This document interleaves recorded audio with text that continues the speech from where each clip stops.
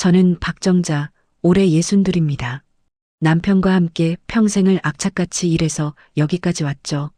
젊었을 때 남편은 작은 공장에서 시작했습니다. 저는 새벽부터 밤까지 식당 일을 도왔고요. 손에 화상 자국이 몇 개인지 셀 수도 없었습니다. 그렇게 모은 돈으로 하나씩 재산을 불렸죠.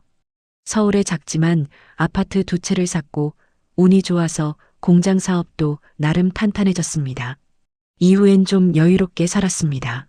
주말마다 골프를 쳤고 1년에 2~3번은 해외여행도 다녔죠. 평생 고생한 보람이라고 생각했습니다. 자식들한테는 구체적으로 얘기하지 않았어요. 그냥 검소하게 살라고 자기 힘으로 살아가라고 가르쳤죠. 아들 준호는 식당을 운영하고 있었습니다. 며느리 수진이는 카페를 했고요. 둘 다 자영업자였죠. 요즘 장사가 안 된다는 얘기는 들었습니다. 특히 준호가 최근에 새벽 배달 부업을 시작했다는 소리를 듣고 마음이 아팠어요. 새벽 4시에 일어나서 배달하고 낮에는 식당 일을 하고 특히 곧 생길 아기를 생각하며 열심히 일한다고 했습니다. 그런데 며느리는 달랐던 것 같아요. 지난주 명절 때였어요. 초인종이 울렸습니다. 며느리 수진이가 왔다는 신호였죠. 문을 열고 나가는데 눈이 휘둥그레졌습니다. 집 앞에 새 차가 서 있었거든요. 그것도 독일제 고급 수입차였습니다. 은색 광택이 햇빛에 반짝였죠. 어머니, 제 새 차 어때요? 수진이가 활짝 웃으며 물었습니다. 이게, 수진아, 이거 내 차야? 네, 얼마 전에 뽑았어요. 전에 타던 차가 폐차 직전이라서 바꿨어요. 저는 숨이 막혔습니다. 요즘 가게가 어렵다고 하지 않았나요? 준호는 새벽 배달까지 하면서 버티는데 며느리는 이렇게 비싼 차를 샀다고요? 수진아, 요즘 가게가 어렵다고 하지 않았니? 모아둔 돈이 있었어? 제 목소리가 떨렸습니다. 애써 평정심을 유지하려고 했지만 쉽지 않았죠. 저희가 돈이 어디 있어요. 내일에 제가 다 갚을 거예요. 수진이는 태연하게 웃었습니다. 마치 아무 문제도 없다는 듯이요. 그래도 10년 할부니까 질렀죠 뭐. 어머니, 아버지도 계신데 괜찮지 않을까요? 그 순간 제 머릿속이 하얘졌습니다. 10년 할부라고요? 매달 얼마씩 내는 건데 준호는 직원 월급도 제때 못 준다면서요?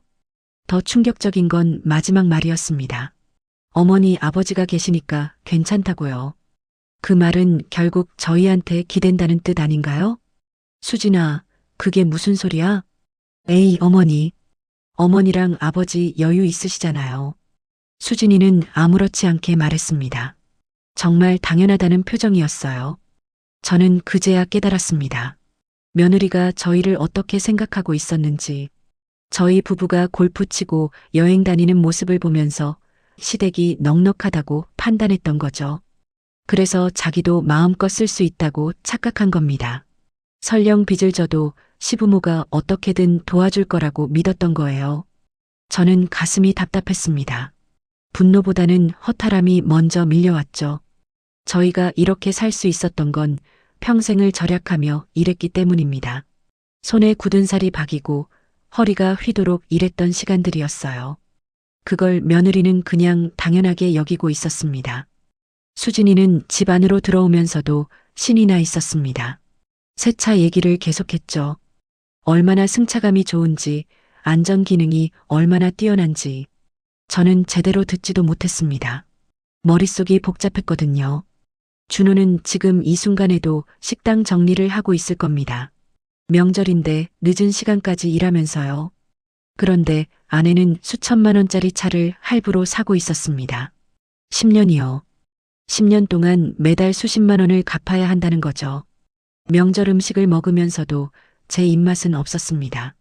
수진이는 여전히 밝게 웃으며 다른 얘기를 했어요. 아기 태어나면 어떤 유모차를 살지, 어떤 아기띠가 좋은지, 전부 비싼 브랜드 제품들이었습니다. 저는 참았습니다. 명절 분위기 망치고 싶지 않았거든요. 하지만 마음속으로는 이미 결심했습니다. 이 며느리를 제대로 정신 차리게 만들어야겠다고요. 수진이가 돌아간 후 남편한테 얘기했습니다. 여보, 우리 며느리 제대로 혼내야겠어요. 남편도 심각한 표정이었습니다. 평소엔 자식 일에 잘 간섭하지 않는 사람이었는데 이번만큼은 달랐죠. 그래야겠소. 저러다간 우리 준호 죽어요. 저희는 계획을 세우기 시작했습니다. 며느리한테 현실을 깨닫게 해줄 방법을요. 그냥 말로 타이르는 건 소용없을 겁니다. 수진이는 이미 저희를 든든한 배경으로 여기고 있었으니까요. 저는 각오했습니다. 며느리를 변화시키기 위해서라면 냉혹해질 수도 있다고요. 물론 쉽지 않을 겁니다. 아들이 힘들어하는 모습을 보는 것도, 며느리가 임신한 몸으로 고생하는 걸 지켜보는 것도 마음 아플 테니까요. 하지만 지금 하지 않으면 나중은 더 끔찍할 겁니다. 아기가 태어나고 나서도 수진이가 이런 식으로 산다면요? 준호는 과로로 쓰러질 테고 계속 힘들기만 할 겁니다. 그 전에 막아야 했습니다. 저는 창밖을 내다봤습니다. 수진이가 탄 새 차가 아직도 눈에 선했어요. 저 차 한 대 때문에 우리 아들이 얼마나 더 고생해야 할까요? 10년이요. 차 하나 사는데 10년 동안 매달 할부금을 내야 한다는 게 며느리는 현실적으로 느껴지지 않는 모양입니다. 다음 날부터 저는 움직이기 시작했습니다. 며느리를 정신 차리게 만들 연극을 준비했죠. 남편도 동의했습니다. 이건 며느리를 위한 일이기도 했으니까요. 지금 혼나는 게 나중에 힘들어지는 것보단 나을 테니까요. 며칠 동안 고민했습니다. 어떻게 말을 꺼내야 할지, 어디서부터 시작해야 할지. 남편과 밤새 의논했죠. 결국 직설적으로 가기로 했습니다. 돌려 말하면 수진이는 심각성을 못 느낄 테니까요. 명절이 지나고 한 달쯤 지났을 때였습니다. 수진이한테 전화를 걸었어요. 수진아, 오늘 시간 있니? 할 얘기가 있어서. 네, 어머니. 오후에 갈게요. 수진이 목소리는 여전히 밝았습니다. 아무것도 모르는 채로요. 오후 2시쯤 수진이가 도착했습니다. 역시나 그 새 차를 타고 왔더군요.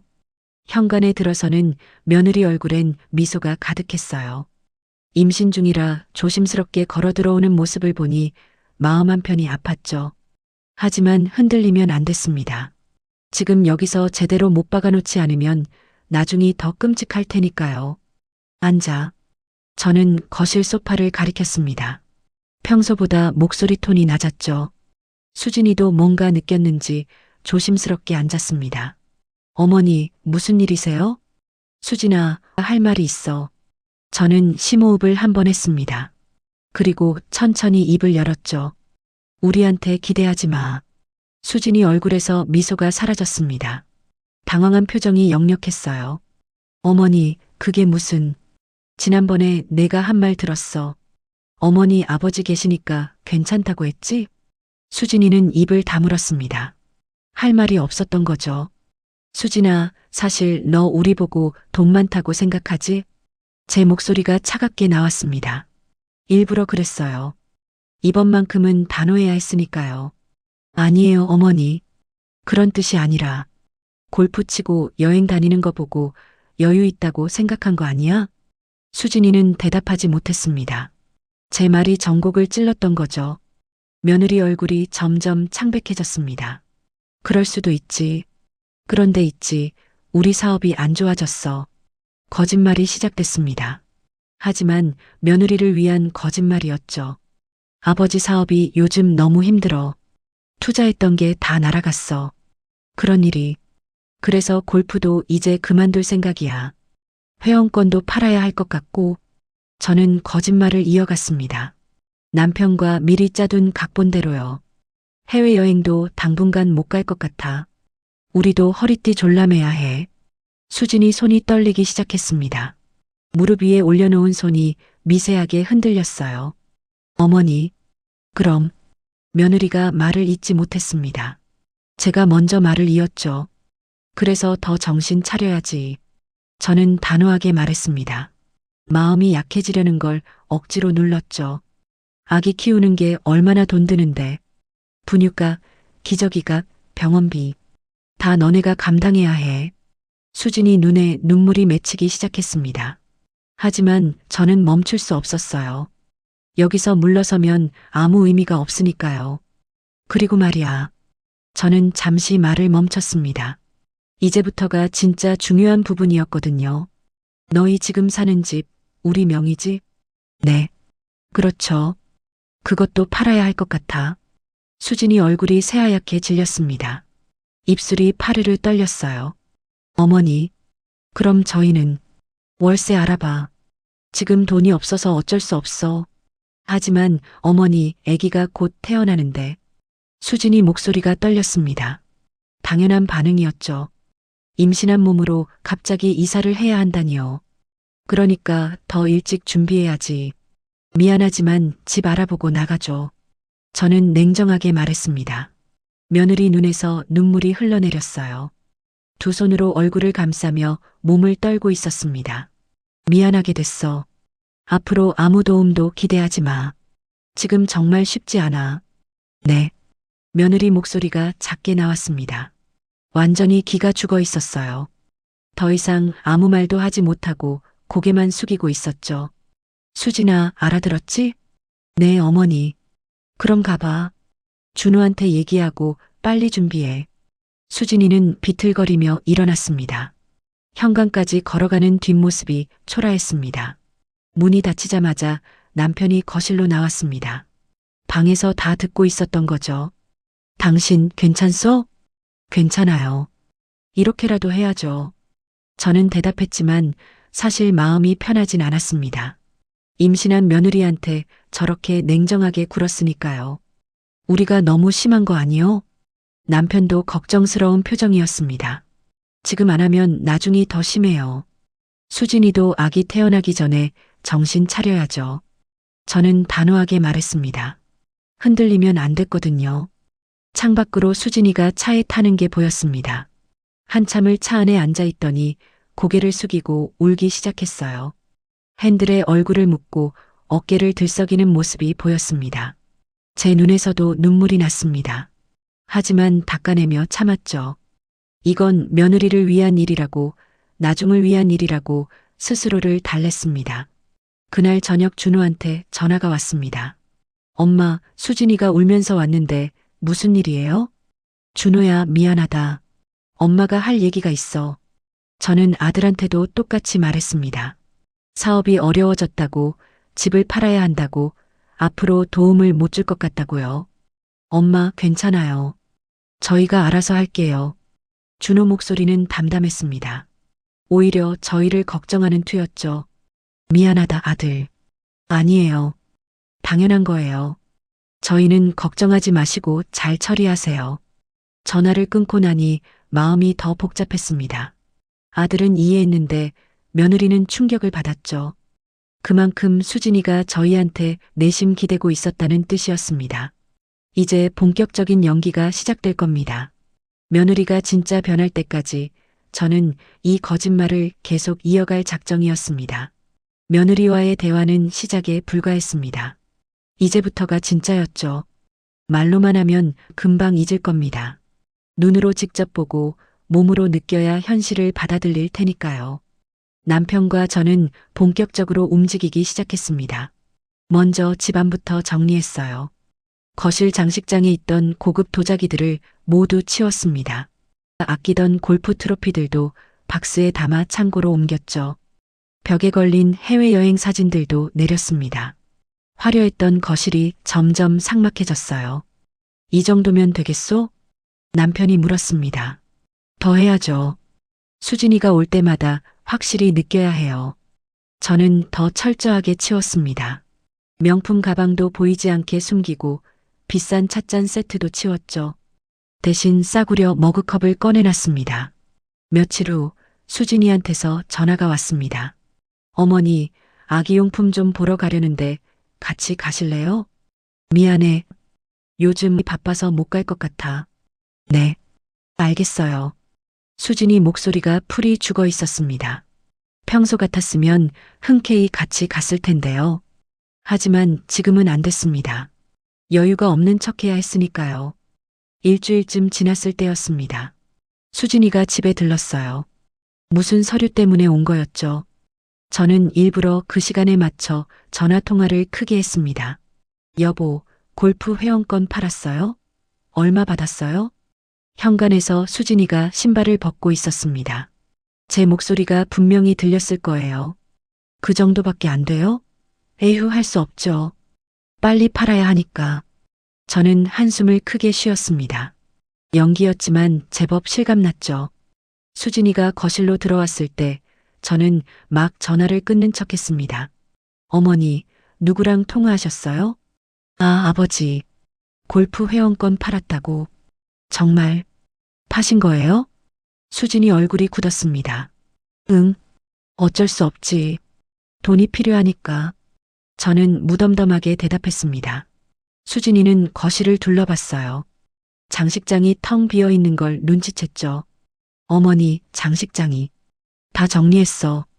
필요 없는 거 버리고. 도자기들은요? 팔았어. 돈이 되더라고. 거짓말이었습니다. 전부 창고에 잘 넣어뒀죠. 하지만 수진이는 몰랐습니다. 며느리 얼굴이 점점 창백해졌어요. 이제 검소하게 살아야지. 우리도.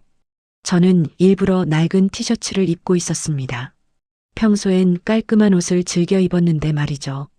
수진이는 아무 말도 못하고 서류만 받아들고 갔습니다. 남편도 연기에 동참했습니다. 주말마다 골프장에 가던 걸 딱 끊었어요. 대신 동네 공원을 산책했죠. 일부러 수진이가 올 만한 시간에요. 어느 토요일 오전이었습니다. 수진이가 병원 가는 길에 시댁 근처를 지나가다가 시아버지를 봤대요. 골프웨어 대신 평범한 운동복을 입고 공원을 걷는 모습을요. 아버님, 여기서 뭐 하세요? 수진이가 차를 세우고 내렸습니다. 아, 수진이구나. 산책 중이야. 골프는 안 가세요? 회원권 팔았잖아. 이제 동네 공원이 내 골프장이야. 남편이 쓸쓸하게 웃었습니다. 연기였지만 그럴듯했죠. 수진이는 할 말을 잃은 표정이었습니다. 저는 해외여행 모임도 나가지 않았습니다. 친구들이 다음 여행지를 정하자고 연락해도 거절했어요. 미안해, 나 요즘 형편이 안 좋아서 못 갈 것 같아. 정자야, 무슨 일 있어? 응, 사업이 좀 어려워져서 당분간 여행은 힘들 것 같아. 친구들한테도 거짓말을 했습니다. 혹시 수진이가 듣게 될까 봐요. 소문은 빨리 퍼지니까요. 대신 동네 문화센터에 등록했습니다. 무료 강좌였죠. 수진이가 병원 갈 때마다 들르는 길목이었어요. 언젠가 마주칠 거라고 생각했습니다. 그날이 왔습니다. 수진이가 병원에서 나오다가 문화센터 앞을 지나가는데 저를 봤대요. 어머니? 어머, 수진이. 병원 갔다 오는 거야? 네. 어머니는 여기서 뭐 하세요? 요가 배우고 있어. 무료 강좌거든. 수진이 눈이 커졌습니다. 저는 일부러 덧붙였죠. 요즘 헬스장 끊을 형편이 안 돼서. 여기 공짜인데 그래도 나쁘지 않더라고. 수진이는 충격받은 표정이었습니다. 시어머니가 무료 프로그램을 이용한다는 게 믿기지 않았던 거죠. 명절이 다가왔습니다. 보통 때 같았으면 자식들한테 용돈을 넉넉히 챙겼을 거예요.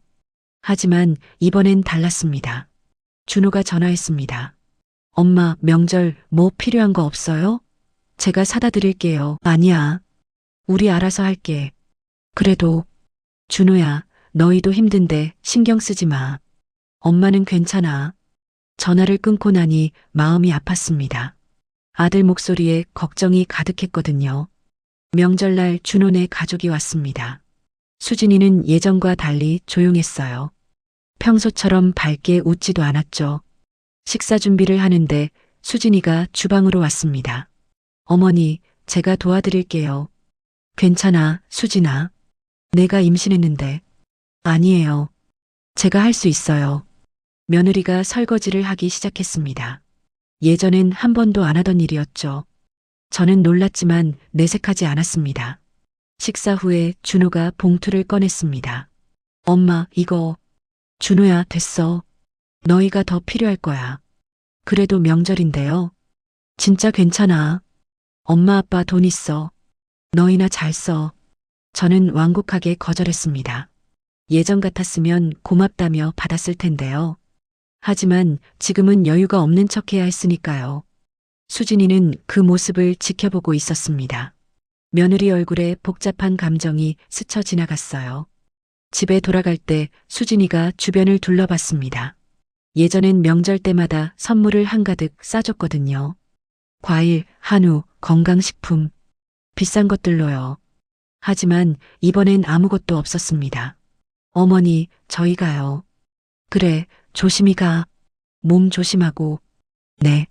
수진이 목소리가 작았습니다. 며느리는 뭔가 깨닫기 시작한 것 같았어요. 몇 주 후 수진이한테서 이사한다는 연락이 왔어요. 보증금 2천만 원에 월세 70만 원짜리 투룸이라고 했습니다. 전세 빼고 남은 돈으로 카페 정리하는 데 썼다고 했죠. 어머니, 이사 끝났어요. 수고했어. 집은 괜찮니? 네. 작지만 괜찮아요. 수진이 목소리가 힘이 없었습니다. 예전 같았으면 이사 선물이라도 사들고 갔겠죠. 하지만 저는 가지 않았습니다. 여유가 없는 척해야 했으니까요. 며칠 후 수진이가 시댁에 왔습니다. 얼굴이 많이 지쳐 보였어요. 이사 때문에 힘들었나 봅니다. 어머니, 준호가 요즘, 왜? 요즘 많이 힘든가 봐요. 주말에도 일하고 새벽에도 일하고 그래서 혼자 있기 적적해서 잠깐 친구를 만났는데 수진이가 고개를 숙였습니다. 친구 남편은 건물주거든요. 여유롭게 살더라고요. 저는 그게 부러워서 더 좋은 차라도 타야 한다고 생각했나 봐요. 바보 같았어요. 근데 어제 준호가 새벽 배달 나가는 걸 봤어요. 제대로 본 건 처음이었어요. 피곤해서 비틀거리면서 나가는데 그게 다 저희 먹여 살리려고 하는 거잖아요. 며느리 목소리가 떨렸습니다. 준호는 한 번도 제가 차 샀다고 뭐라고 안 했어요.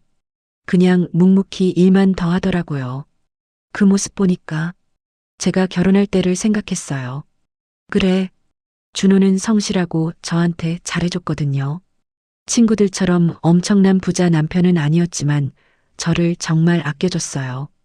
그게 좋아서 결혼했는데 제가 그걸 망치고 있었던 거예요. 수진이가 한숨을 쉬었습니다. 그래서 친구들이랑 거리 좀 두려고요. 왜? 만나면 명품 얘기, 차 얘기, 여행 얘기만 하거든요. 듣고 있으면 제가 초라해지는 기분이었는데 이제 보니까 그게 다 허영이더라고요. 수진이 눈빛이 달라져 있었습니다. 진짜 깨달은 사람의 눈빛이었죠. 그래서 차도 금매로 내놓았어요.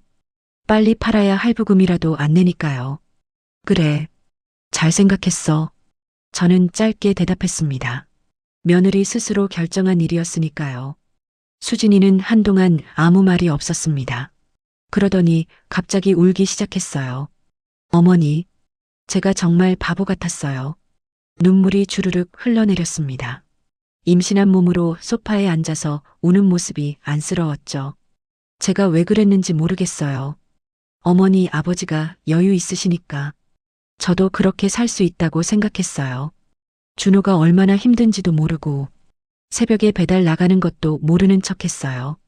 제 카페만 생각하고 좋은 차 타고 싶다는 생각만 했어요.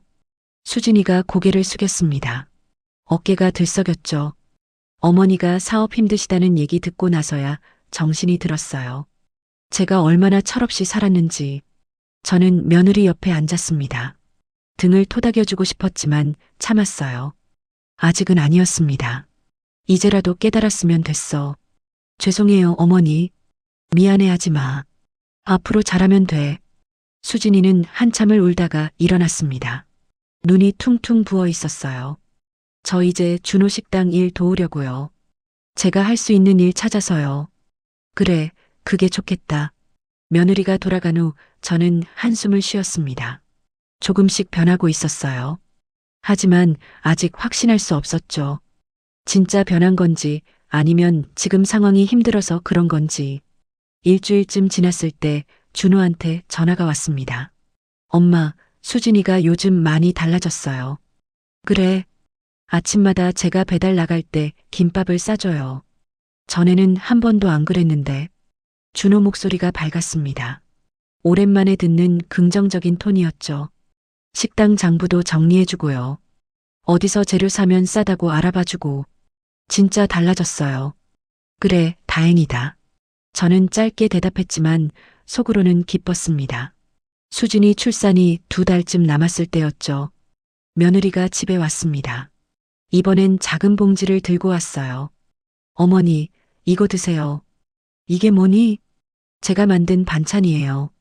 많이는 못 만들었지만 봉지 안에는 작은 반찬통 2개가 들어 있었습니다. 김치랑 나물이었죠. 내가 만들었어? 네. 요즘 요리 배우고 있어요. 아이한테 나중에 먹이고 싶어서요. 그리고 준호가 집밥 먹는 걸 좋아하더라고요. 며느리가 수줍게 말했습니다. 예전엔 요리 한 번 안 하던 사람이었는데요. 손님 아주머니가 가르쳐 주셨어요. 맛있게 드세요. 고마워, 수진아. 며느리가 돌아간 후 저는 반찬통을 들여다봤습니다. 서툴지만 정성이 느껴지는 반찬이었어요. 며느리가 처음으로 만들어준 음식이었죠. 저는 조심스럽게 김치를 하나 집어 먹어봤습니다. 맛이 좀 짰지만 나쁘지 않았어요.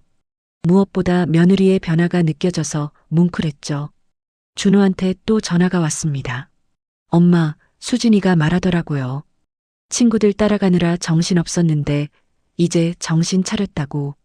저랑 행복하게 사는 게 목표래요. 준호 목소리가 따뜻했습니다. 엄마, 제가 수진이 잘 만난 것 같아요. 그래, 다행이다. 저는 전화를 끊고 한참 생각에 잠겼습니다. 며느리가 정말 변하고 있었습니다. 진심으로요. 어느 날 저녁 남편이 물었습니다. 당신, 이제 그만 얘기해 줄까요? 아직이에요. 하지만 수진이가 많이 변했잖소. 더 지켜봐야 해요. 아기 낳고 키우면서 진짜 어떤지 봐야죠. 저는 단호했습니다. 성급하게 진실을 밝히면 안 됐어요. 수진이가 임신했을 때랑 아기 낳고 나서는 또 다를 거예요. 육아하면서도 지금 마음가짐을 유지하는지 봐야죠. 그것도 그렇겠소. 남편이 고개를 끄덕였습니다. 저는 창밖을 바라봤어요. 며느리는 분명 변하고 있었습니다. 하지만 진짜 시험은 아기를 낳고 키우면서 올 거였죠. 그때까지 기다리기로 했습니다. 완벽한 확신이 들 때까지요. 수진이가 드디어 출산했다는 연락이 왔어요. 딸이라고 했죠. 저는 바로 병원으로 달려갔습니다. 어머니, 수진이가 병상에 누워 있었습니다. 얼굴이 창백했지만 눈빛만은 또렷했어요. 옆에는 작은 아기가 누워 있었죠. 수고했어. 감사해요, 어머니. 며느리가 아기를 안았습니다. 조심스럽게 떨리는 손으로요. 어머니, 이 아이를 어떻게 키워야 할지. 수진이 목소리가 떨렸습니다. 막막함이 느껴졌어요. 천천히 배우면 돼. 엄마는 다 그렇게 되는 거야. 저는 며느리 손을 잡아줬습니다. 이번만큼은 진심이었죠. 어머니, 산후조리원은 가성비 좋은 데로 정했어요. 그래, 잘 조리하고 와. 수진이는 고개를 끄덕였습니다. 예전 같았으면 비싼 산후조리원을 고집했을 텐데요. 많이 달라져 있었죠. 산후조리원에 있는 동안 제가 몇 번 찾아갔습니다.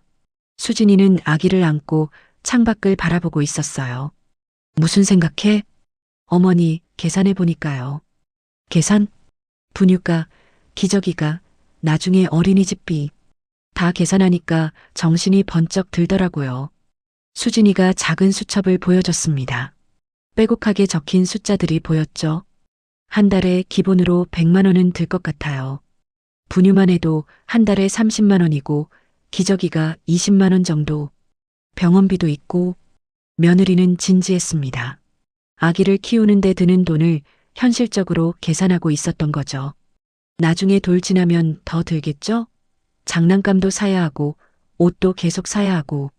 그렇지. 제가 그 비싼 차에 매달 수십만 원씩 냈잖아요. 그 돈이면 아기 키우는데 반은 쓸 수 있었는데. 수진이가 아기를 내려다봤습니다. 미안한 표정이었어요. 이 아이 때문에 정신 차렸어요, 어머니. 이제 제가 함부로 살면 안 되겠다고 생각했어요. 저는 며느리를 지켜봤습니다. 아이가 수진이를 바꿔놓고 있었죠. 2주일 후 수진이가 퇴원했습니다. 작은 월세방으로 돌아간 거였죠. 저는 며칠 뒤에 찾아갔어요. 어머니, 들어오세요. 집은 정말 작았습니다. 투룸이었지만 방 하나는 아기 방으로 쓰고 있었어요. 거실엔 빨래가 널려 있었고 아기 울음소리가 들렸죠. 수진아, 힘들지? 괜찮아요. 적응하는 중이에요. 며느리가 웃었지만 얼굴엔 피곤함이 역력했습니다. 머리는 대충 묶었고 옷도 편한 추리닝이었죠. 아기가 밤에 잘 앉아서 힘들긴 한데 준호가 도와줘요. 준호가? 네. 새벽 배달 안 나가는 날엔 밤에 아기 봐주고 있어요. 덕분에 제가 좀 자요. 수진이는 담담하게 말했습니다.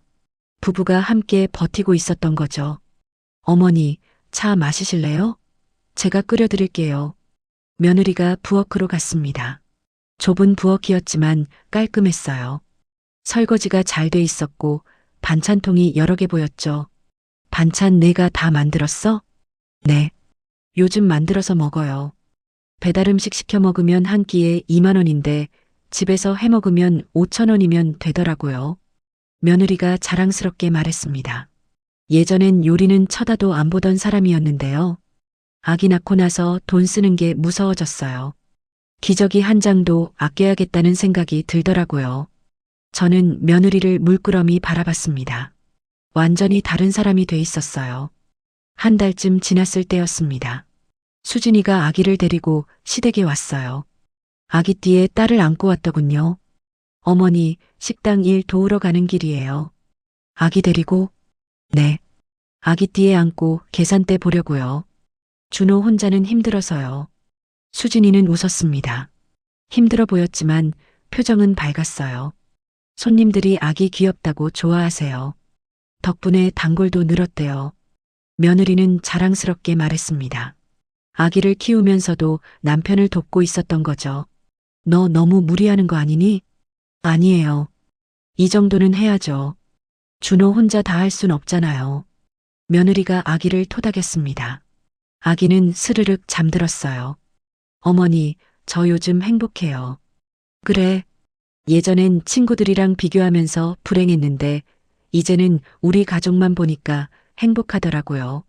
수진이 눈빛이 맑았습니다. 진심이 느껴졌죠. 준호가 저한테 고맙다고 했어요. 많이 변했다고. 그 말 듣는데 눈물 나더라고요. 며느리가 수줍게 웃었습니다. 2달쯤 더 지났습니다. 아기가 100일쯤 됐을 때였죠. 준호한테 전화가 왔어요. 엄마, 수진이가 진짜 대단해요.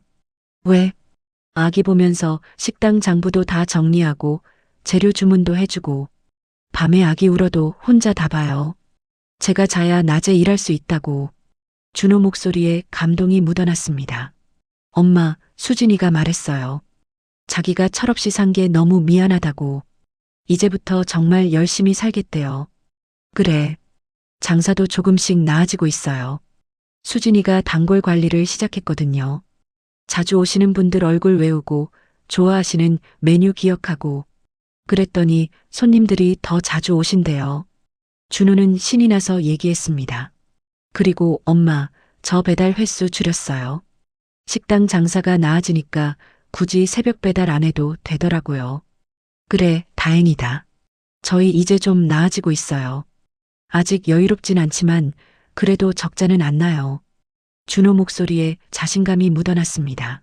며느리와 함께 힘내서 살아가는 사람의 목소리였죠. 저는 전화를 끊고 창밖을 바라봤습니다. 며느리가 진짜로 변했다는 확신이 들었어요. 아기를 낳고 키우면서 완전히 다른 사람이 됐죠.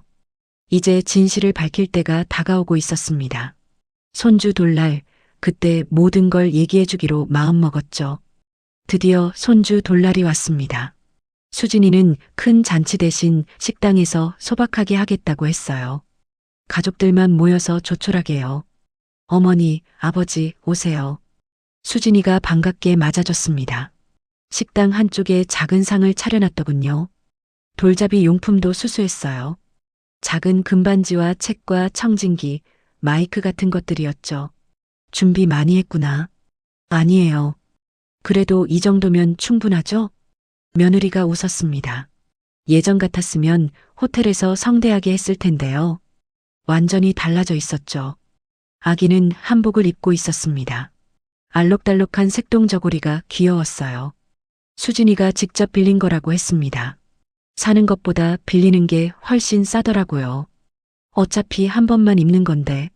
며느리의 한마디 한마디가 달라져 있었습니다. 전에는 생각지도 못했을 말들이었죠. 잔치가 시작됐습니다. 친정 식구들도 왔고 준호 친구 몇 명도 왔어요. 소박했지만 따뜻한 자리였습니다. 돌잡이 시간이 됐습니다. 아기를 상 앞에 앉혔어요. 손주는 이리저리 기어다니다가 책을 잡았습니다. 우리 손녀 공부 잘하겠네. 남편이 웃으며 말했습니다. 다들 박수를 쳤죠. 식사가 끝나고 사람들이 하나둘 돌아갔습니다. 친정 식구들도 친구들도요. 이제 저희 가족만 남았습니다. 저는 남편과 눈을 마주쳤습니다. 이제 때가 됐다는 신호였죠. 남편이 고개를 끄덕였어요. 수진아, 준호야. 앉아봐. 저는 두 사람을 불렀습니다. 목소리가 평소와 달랐나 봅니다. 수진이가 긴장한 표정을 지었어요. 무슨 일이세요, 어머니? 할 얘기가 있어서. 저는 심호흡을 했습니다. 1년 넘게 해온 거짓말을 이제 밝힐 시간이었죠. 수진아, 사실은 말문이 막혔습니다. 어떻게 시작해야 할지 고민됐어요. 우리가 거짓말 좀 했어. 거짓말이요? 수진이가 물었습니다. 당황한 표정이었죠. 우리 사업 안 어려웠어. 집도 안 팔았고 골프 회원권도 안 팔았어. 도자기들도 다 창고에 넣어뒀던 거야. 준호가 눈을 크게 떴습니다. 엄마, 그게 무슨 말씀이세요? 아버지 사업도 괜찮았어. 투자 날아간 것도 거짓말이었고. 저는 천천히 말을 이어갔습니다. 수진이 얼굴이 하얗게 질렸어요. 왜 그러신 거예요? 며느리 목소리가 떨렸습니다. 솔직히 말하면 너 정신 차리게 하려고 그랬어. 저는 솔직하게 말했습니다. 수진아, 내가 명절날 차 사고 왔을 때 뭐라고 했는지 기억나니? 네. 어머니 아버지 계시니까 괜찮다고 했지. 10년 할부로 차 사도 우리가 어떻게든 해줄 거라고 믿었잖아. 수진이는 고개를 숙였습니다. 우리한테 기댄다는 걸 알았어. 그래서 일부러 힘든 척 했던 거야. 그런데 그냥 돈을 줬으면 너는 또 편하게 살았을 거야. 배우지 못했을 거고. 저는 며느리를 똑바로 쳐다봤습니다. 그래서 1년을 기다렸어. 내가 진짜로 변하는지 보고 싶었어. 수진이는 한참 동안 아무 말이 없었습니다. 고개를 숙인 채 손을 꼭 쥐고 있었어요. 어머니, 며느리가 천천히 고개를 들었습니다. 눈에 눈물이 가득 고여 있었어요. 그럼 제가 아기 낳았을 때 말씀해 주셨어야 하는 거 아니에요? 며느리 목소리에 서운함이 묻어났습니다. 산후조리원 2주일밖에 못 있을 때 얼마나 불안했는지 아세요? 다른 산모들은 한 달씩 있는데 저만 일찍 나와야 했어요. 그때 말씀해 주셨으면 덜 힘들었을 텐데. 며느리가 눈물을 닦았습니다. 화는 아니었어요. 그냥 서운한 거였죠. 저는 며느리를 안았습니다. 어머니 말씀이 맞아요. 제가 먼저 잘못했으니까요. 수진이가 제품에서 말했습니다. 어머니를 믿고 함부로 산 게 제 잘못이에요. 그래도 좀 일찍 말씀해 주셨으면 좋았을 텐데. 정말 미안해. 내가 너무 오래 끌었구나.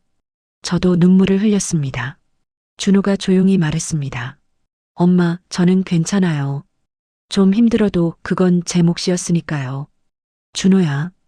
근데 엄마 말씀대로 아기 낳았을 때 얘기해 주셨으면 더 좋았을 것 같긴 해요. 수진이가 진짜 힘들었거든요. 아들도 아내 편을 들어줬습니다. 알았어. 내가 미안하다. 저는 두 사람을 번갈아 봤습니다. 남편이 통장을 꺼냈습니다. 이거 원래 너희 줄 거였어. 준호, 내가 어렸을 때부터 쭉 모아둔 거야. 준호가 통장을 받았습니다. 펼쳐보더니 눈이 커졌어요. 아버지, 이게 받아. 내 명의로 돼 있어. 너희가 힘들 때 쓰라고 모아둔 거야. 그런데 수진이가 남편 손을 잡았습니다. 여보, 우리 지금 당장은 안 받자. 뭐? 준호가 놀라서 아내를 쳐다봤어요. 저희가 이제 스스로 해볼 수 있을 것 같아요. 수진이가 저를 쳐다봤습니다. 식당도 자리 잡아가고 있고 저도 아기 좀 더 크면 더 많이 도울 수 있을 것 같아요. 이 돈은 정말 필요할 때 받고 싶어요. 아이 교육자금이나 정말 어려울 때를 위해서요. 며느리 눈빛이 단단했습니다. 1년 동안 저희 힘으로 살았잖아요. 힘들었지만 그래도 할 수 있더라고요. 준호가 고개를 끄덕였습니다. 엄마, 아빠, 저희 정말 괜찮아요. 이제 정말 좀 나아지고 있거든요. 그래도 나중에 받을게요. 지금은 저희끼리 해볼게요. 준호가 통장을 도로 남편한테 건넸습니다. 저는 며느리를 바라봤습니다. 1년 전 그 철없던 며느리가 아니었어요. 완전히 달라져 있었죠. 이제야 진짜 어른이 됐구나, 너희들. 저는 환하게 웃었습니다. 어머니, 아버지도 이제 숨기지 말고 골프 마음껏 치세요. 여행도 많이 다니시고. 수진이가 웃으며 말했습니다. 평생 열심히 사신 분들인데 누릴 자격이 있는 거잖아요. 저희는 저희끼리 잘할 수 있어요. 그래, 알았어. 저는 며느리 손을 꼭 잡았습니다. 따뜻했어요. 근데 어머니, 다음엔 이런 거 하지 마세요.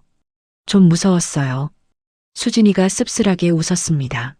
알았어. 다시는 안 그럴게. 저도 웃었습니다. 며느리의 작은 투정이 귀엽게 느껴졌죠. 잔치가 끝나고 집으로 돌아가는 길 남편이 물었습니다. 당신 1년 참길 잘했죠? 그럼요. 당신 말이 맞았어요. 저는 남편 손을 잡았습니다. 수진이 진짜 많이 변했어요.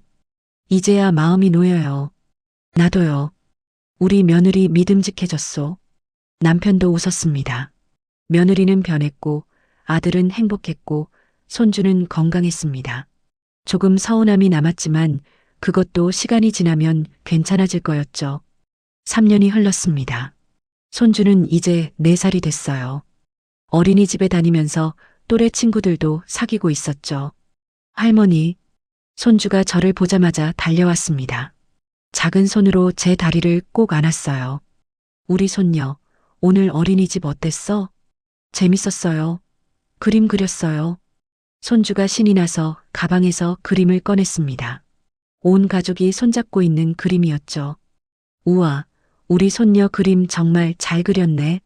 엄마가 칭찬해줬어요. 아빠도요. 손주가 자랑스럽게 말했습니다. 저는 수진이를 쳐다봤어요. 며느리는 예전과 많이 달라져 있었습니다. 머리는 간단하게 묶었고 화장도 연하게 했죠. 하지만 얼굴엔 여유가 있었습니다. 저녁 식사를 하면서 준호가 말했습니다. 엄마, 아빠, 저희 요즘 장사가 괜찮아요. 그래, 다행이다. 아직 엄청난 부자는 아니지만 그래도 살만해요. 준호가 웃으며 말했습니다. 그 통장 말이에요. 응? 저희가 당분간은 안 쓸 것 같아요. 대신 나중에 애 교육비로 쓰게 해주세요. 준호가 조심스럽게 말했습니다. 우리 돈은 우리가 벌어서 살고 싶어요. 근데 애 교육은 중요하잖아요. 그건 도움받고 싶어요. 그래, 알았다. 남편이 고개를 끄덕였습니다. 원래 손주 교육비로 쓰라고 모은 거니까. 수진이가 입을 열었습니다. 어머니, 사실 1년 전에는 진짜 힘들었어요. 그랬겠지. 근데 지금 생각해보면 그때가 필요했던 것 같아요. 며느리가 손주를 쳐다봤습니다. 이 아이 키우면서 느꼈어요. 제가 얼마나 철이 없었는지. 어머니, 아버지가 안 망하셔서 다행이에요, 솔직히. 수진이가 피식 웃었습니다. 만약 진짜 망하셨으면 저 지금쯤 어머니 원망하고 있었을걸요? 저도 웃음이 났습니다. 며느리의 솔직함이 오히려 편했어요. 근데 안 망하셨으니까 그냥 제가 바보였던 거죠. 뭐? 수진이가 어깨를 으쓱했습니다. 지금은 괜찮아요. 친구들 만나면 아직도 명품 얘기, 해외여행 얘기하는데 그냥 듣기만 해요. 부럽진 않아? 부럽긴 한데요. 며느리가 웃었습니다. 그것보다 준호랑 맨날 붙어 다니는 게 더 좋더라고요. 친구네 남편들은 돈은 많이 버는데 맨날 집에 없거든요. 수진이가 준호를 쳐다봤습니다. 준호도 수줍게 웃었죠. 아, 근데 어머니. 수진이가 장난스럽게 말했습니다. 친구들한테 우리 시어머니 진짜 대단하시다고. 며느리 정신 차리게 하려고 1년 동안 연극하셨다고 했더니 친구들이 뭐라고 한 줄 아세요? 뭐라고 하던데? 미쳤다고 했어요. 수진이가 껄껄 웃었습니다. 진짜 무섭다고. 그런 시어머니 있으면 절대 못 산다고. 너는? 저는 뭐, 다행이라고 생각해요. 며느리가 진지하게 말했습니다. 어머니가 그렇게 안 했으면 저 아직도 허영 부리면서 살았을 거거든요. 수진이가 잠시 말을 멈췄습니다. 그때는 서운했지만 지금은 뭐 이해해요. 고마워, 고맙긴요. 그냥 어머니가 좀 독하시다는 거 배웠어요. 며느리가 장난스럽게 웃었습니다. 저도 웃음이 났습니다. 이 정도면 됐죠. 밤이 깊어 준혼의 가족이 돌아갔습니다. 손주가 졸린 눈으로 저한테 뽀뽀를 했어요. 할머니, 안녕. 안녕, 우리 손녀. 1년이라는 시간이 많은 걸 바꿔놨더군요. 철없던 며느리는 이제 현실적인 엄마가 됐고 힘들어하던 아들은 이제 안정적인 사업가가 됐습니다. 거실 선반에 놓인 가족 사진이 눈에 들어왔습니다. 손주 돌잔치 때 찍은 사진이었어요. 모두가 웃고 있었죠. 당신 수고했소. 남편이 제 어깨를 감싸 안았습니다. 당신도요.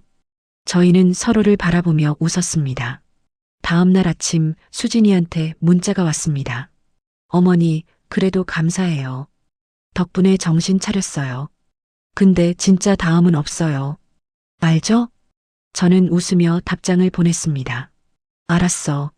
약속할게. 며느리와의 관계는 이제 편해졌습니다. 서로 솔직하게 얘기할 수 있었고 농담도 할 수 있었죠.